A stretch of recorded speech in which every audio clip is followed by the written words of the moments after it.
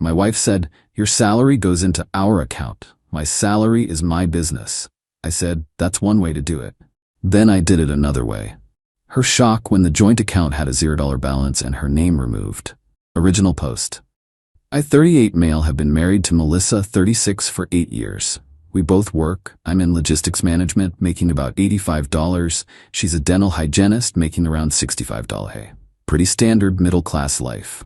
When we got married, Melissa insisted on a specific financial arrangement. My entire paycheck would go into our joint account for household expenses and our future. Her paycheck, that went into her personal account because women need financial independence and it's different for men. I questioned it initially. Her response was always the same. "Don't you trust me?" This is how modern marriages work. Your money is our money, my money is my backup, it's not the same thing. Young and stupid, I agreed. For 8 years, every penny I earned went into that joint account. I paid all bills, mortgage, groceries, insurance, car payments, both cars, vacations, everything. Meanwhile, her $65 went somewhere. She'd buy designer bags, get weekly manicures, girls' trips to wine country. When I'd ask about contributing, she'd say, "I shouldn't have to pay for basic living expenses. That's what husbands do. My money is for extras." 3 months ago, the conversation that changed everything. "Hey, the water heater needs replacing. It's gonna be about $3,500. Maybe you could help since the joint account is tight this month." That's a house expense. Use the joint account. But there's only $2,000 left after bills. Then figure it out. Take extra shifts or something.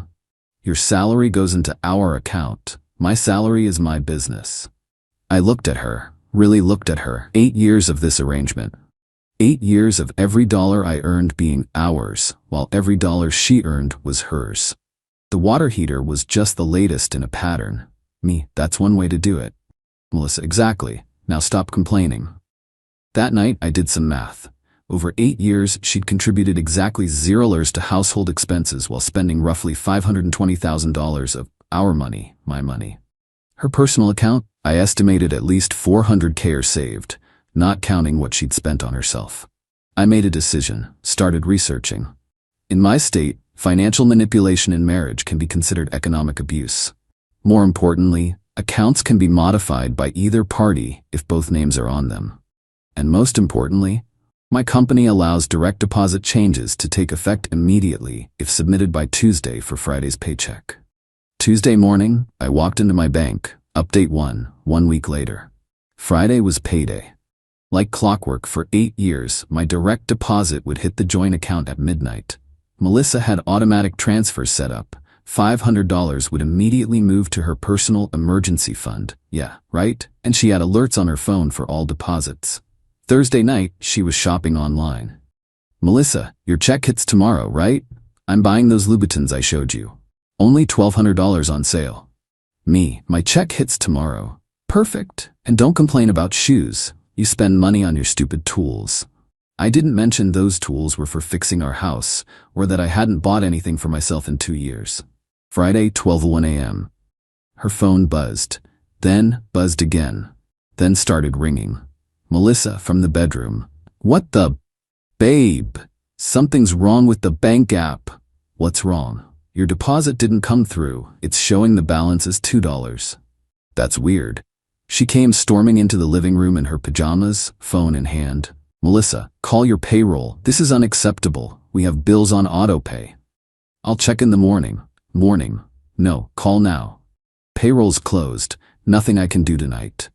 She spent the next hour refreshing the app, calling the bank's automated system, getting increasingly frantic. The automatic transfer to her emergency fund failed. Her Louboutin order was declined. Morning came. She was up at 6 a.m., laptop open, bank website up. Still nothing. "What did you do?" "I took your advice." "What advice?" "You said your salary is your business, so I decided my salary is my business too." The color drained from her face. "You, what?" "I opened my own account. My direct deposit goes there now. The joint account is still open with $2 in it. You want to contribute your half of the bills? They total about $5,500 monthly. Your half is $2,750. You can't do that." "Why not? Your money is yours. My money is mine. That's equality, right? That's not how it works. Your money is our money, and your money? That's different. How? She couldn't answer, just stood there, mouth opening and closing like a fish. Then came the tears, then the anger, then the phone calls to her mother. Update 2, 3 days later. The entitlement escalation was swift and spectacular. First, Melissa tried the emotional manipulation route. Saturday, she made my favorite dinner, wore that dress I like, kept touching my arm. Melissa, baby, I understand you're upset. Let's talk about this. We're partners, remember? Partners contribute equally. I contribute. I cook, I clean. I also cook and clean. Plus, I've paid 100% of our living expenses for 8 years. Want to see the spreadsheets? Sunday, she switched to anger, started slamming doors, throwing things into cabinets loudly, muttering about financial abuse, posted on Facebook about controlling husbands without naming names. Her friends started commenting about red flags and toxic masculinity. I commented, interesting perspective from someone with $400 in personal savings while their spouse pays all the bills. She deleted the post within minutes. Monday was when she went nuclear. I came home to find her mother, Dorothy, and sister Ashley in our living room. Dorothy, how dare you financially abuse my daughter by keeping my own paycheck like she keeps hers? Dorothy, men are supposed to provide. That's your job. Cool. Where's that written in our marriage certificate?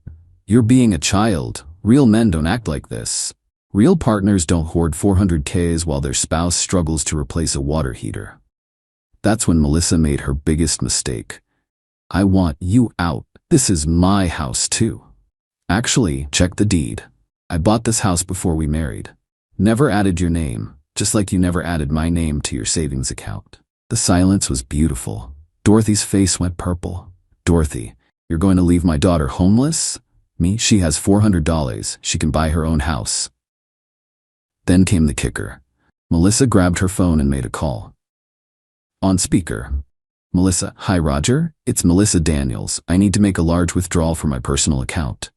What do you mean flagged? Suspicious activity? But it's my money. 3 to 5 business days? Turns out, trying to suddenly withdraw $50K to teach me a lesson triggers fraud protection. Who knew? Update 3, 1 week later. The dirty trick started immediately after the failed withdrawal attempt.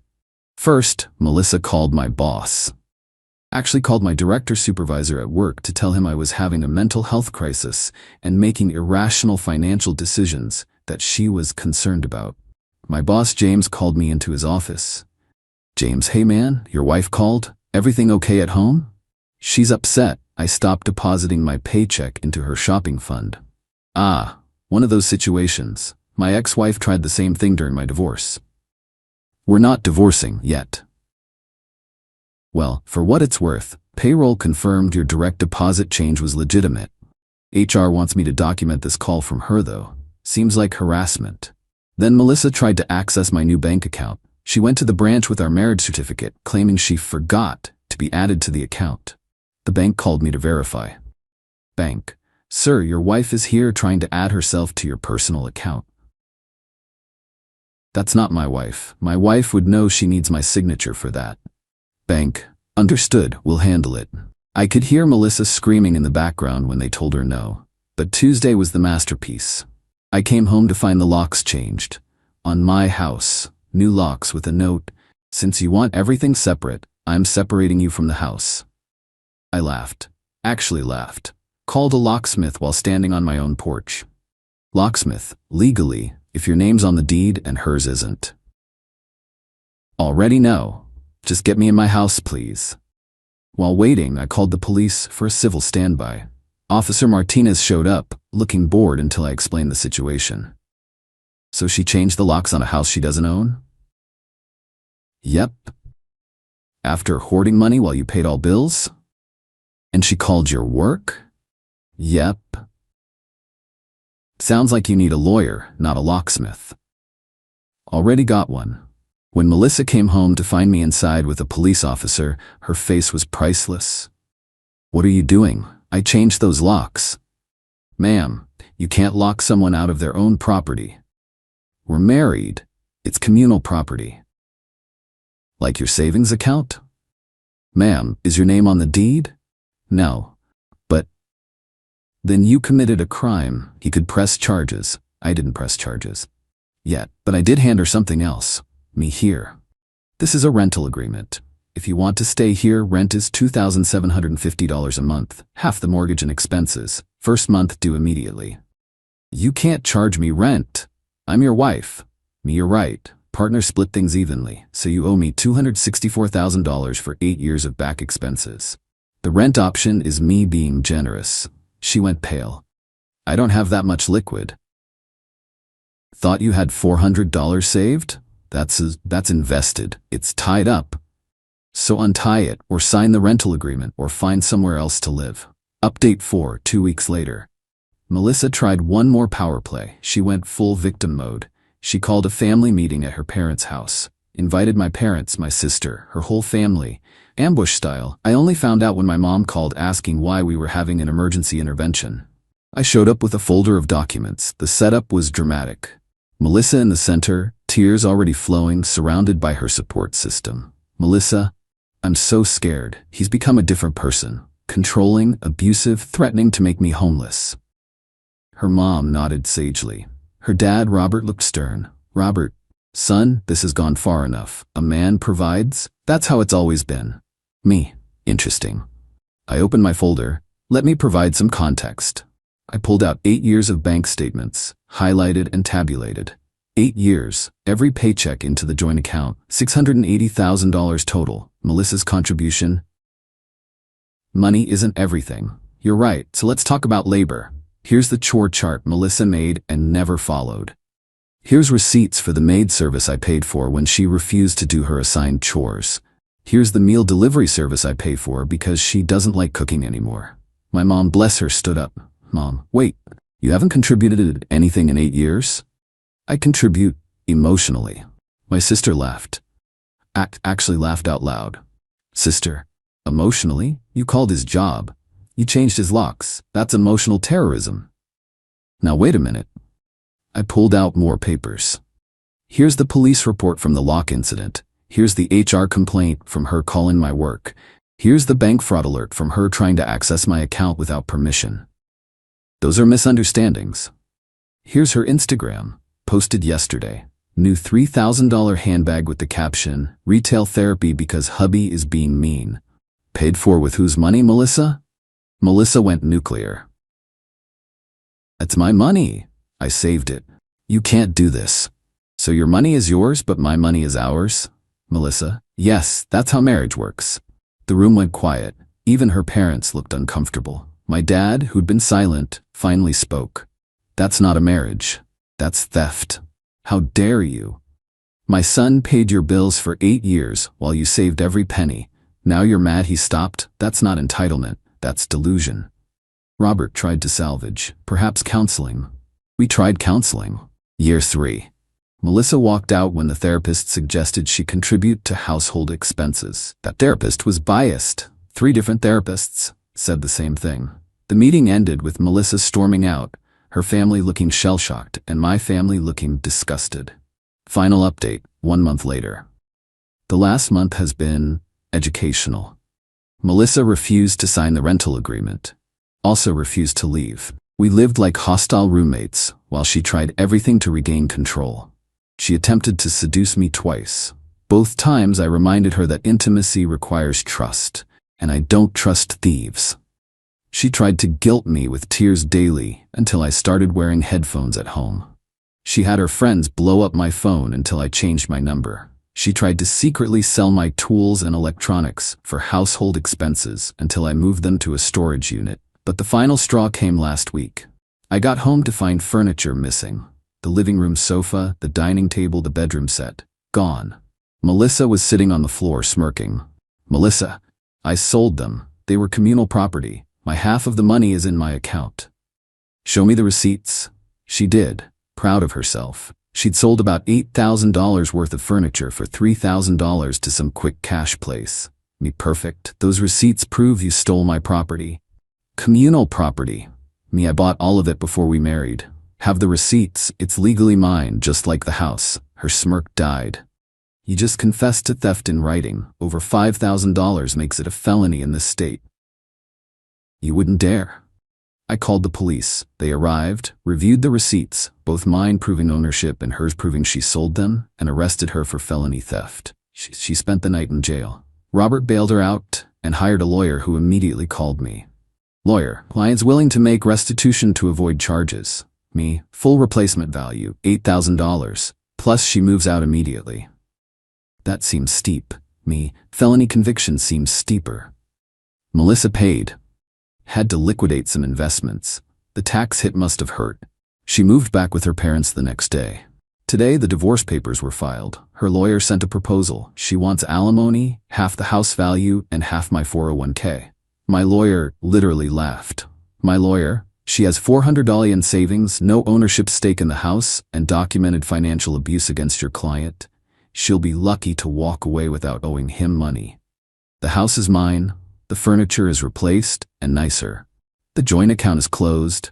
My paycheck is mine. Melissa's been texting from her mom's phone begging to work it out, saying she's learned her lesson and understands partnership now. I responded once, "Your money is your business. My money is my business. That's what you wanted, right?" She responded, "That's not fair. I have expenses now. Rent at my parents', lawyer fees, the tax penalties." Me, sounds like your business, not mine. The best part, her Instagram went from designer bags and wine country to motivational quotes about starting over and knowing your worth. Her friends who called me controlling, they've been real quiet since the furniture theft arrest went public. Dorothy called yesterday crying about how I'm ruining her daughter's life. I reminded her she raised a daughter who thought theft was a marriage strategy. Robert, surprisingly, texted me, "I'm sorry. We failed her. Good luck, son."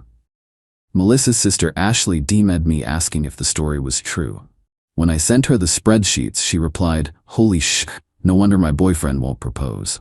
My brother thinks I should write a book, How to Lose $400K in 30 Days, a guide to entitled spouses." Tomorrow I meet with a realtor, selling the house, buying something smaller, closer to work. Fresh start. My salary? Still going into my account. Every penny. Might take myself on vacation. First one in 8 years that I won't have to budget around someone else's shopping addiction. To everyone saying I should have known better, you're right. Red flags were there. When someone shows you who they are, believe them. When they tell you their money is theirs and your money is ours, run. When they say that's just how marriage works, ask them to show you where that's written in law. And when they change the locks on your house, call the cops, not a marriage counselor. Lesson learned. Expensive lesson, but learned. Edit, since people are asking, yes, this is all legal and documented. Yes, the furniture theft charge is real, though likely to be plead down. No, she can't actually get alimony with $400K in savings. Community property doesn't apply to premarital assets in my state. And no, I'm not taking her back no matter how much she learns her lesson. Edit 2. Melissa created a TikTok about being a financial abuse survivor. The comments are not going the way she hoped. Someone found this post and linked it. The comment section is brutal. My favorite. Girl really thought she invented an infinite money glitch and got system errored instead.